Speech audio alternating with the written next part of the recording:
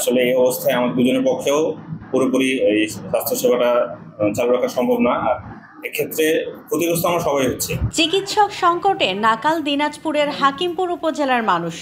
50 শয্যার উপজেলা স্বাস্থ্য কমপ্লেক্সে চিকিৎসকের প্রয়োজন 10 জন, অথচ দায়িত্বরত আছেন মাত্র 2 জন মেডিকেল অফিসার। এই উপজেলার 3টি ইউনিয়ন, একটি পৌরসভা এবং গুরুত্বপূর্ণ হিলি স্থলবন্দর ও ইমিগ্রেশন চেকপোস্ট, সব এলাকার চিকিৎসা নির্ভর করে এই একটি হাসপাতালের ওপর। প্রতিদিনই আউটডোরে ভিড় করেন 400 থেকে 500 রোগী, ইমার্জেন্সিতে আরও 100 থেকে 150 জন, ভর্তি থাকেন গড়ে 50 জন। আমি গতকালকে রাত্রে 2:30টার দিকে রোগী নিয়ে আসছিলাম। সঙ্গে সঙ্গে আমার রোগীকে ট্রিটমেন্ট দিছে। সেবা অনেক ভালো হাসপাতালে, তবে রোগীর সংখ্যা বেশি, ডাক্তারের সংখ্যা কম। ডাক্তারের সংখ্যাটা একটু বেশি হলে পারে সকলের সেবাটা সমানে পাবে। আমি গতকাল রাতে রোগী নিয়ে আসছিলাম।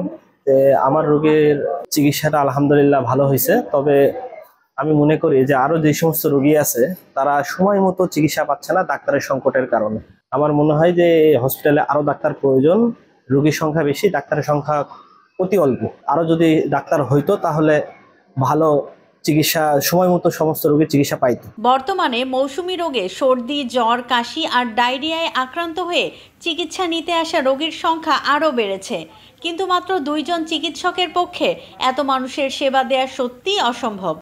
এখানে নার্সের কোনো সমস্যা নাই, কিন্তু আমাদের মেডিকেল অফিসার আর সংকট বেশি। যেহেতু মেডিকেল অফিসার বর্তমানে মাত্র 2 জন আছেন, একজন এমার্জেন্সি চালান আউটডোর, আর একজন আপনার এমার্জেন্সি প্লাস উপরে দেখেন। কিন্তু এই ডাক্তার সংকট থাকার কারণে আমাদের কাজের খুব ব্যাঘাত ঘটতেছে, এবং আমরা রোগীদের ডাকার সঙ্গে সঙ্গে হয়তো ঠিক মতন ডাক্তারের সংকট থাকার কারণে আমরা ঠিক মতন সেবা করতে পারছি। আমাদের ডাক্তার সংকট থাকার কারণে যেন দ্রুত হাসপাতালে তাড়াতাড়ি করে ডাক্তারের সংকটটা মিটে যায়, এই জন্য আমরা সরকারের কাছে আবেদন করতেছি। হাসপাতাল কর্তৃপক্ষ জানায়, বারবার সংশ্লিষ্ট দপ্তরে চিকিৎসক চাহিদা পাঠানো হলেও এখনো সাড়া মেলেনি।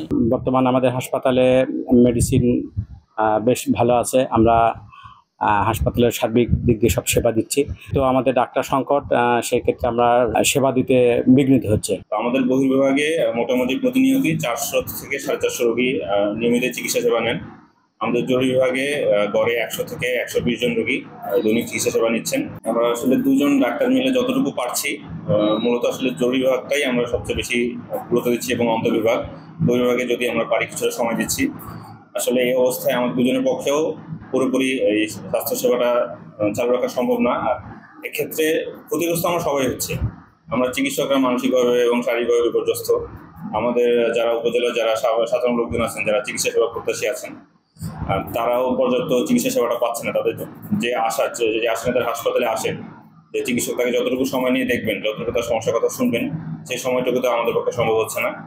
আসলে হাকিমপুর উপজেলার স্বাস্থ্যসেবা খুব মারাত্মকভাবে ব্যাহত হচ্ছে, এবং এভাবে চলতে থাকলে অদূর ভবিষ্যতে স্বাস্থ্যসেবা সম্পূর্ণরূপে বিঘ্নিত হবে। আমাদের উপজেলা স্বাস্থ্য পরিকল্পনা কর্মকর্তা ডাক্তার ইজ্জতুল চাকন্দ স্যার, ওনার সাথে আমরা নিয়মিতই এ ব্যাপারে বসি, এবং স্যারও আমাদেরকে বারবার আশ্বাস দিয়ে যাচ্ছেন যে উনি ঊর্ধ্বতন পর্যায়ে সিভিল সার্জন স্যার বরাবর, ডিভিশনাল ডিরেক্টর স্যার বরাবর এবং অধিদপ্তরে উনি বারবার চাহিদা প্রেরণ করছেন।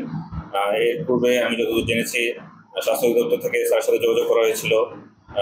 আমাদের এখানে যে ম্যান পাওয়ার সম্পর্কে জানতে চাওয়া হয়েছিল, স্যার লিখিত আকারে সেটি পাঠিয়েছেন আমাদের কতজন কর্মরত আছেন, এবং স্যারকে আশ্বাস দেওয়া হয়েছিল যে এখানে সুযোগ হলে পদোন্নতি করা হবে চিকিৎসককে, কিন্তু পরবর্তীতে এ ব্যাপারে আর কোনো সমাধান আসেনি। চিকিৎসা সেবা বঞ্চিত সাধারণ মানুষ এখন তাকিয়ে সরকারের দিকে।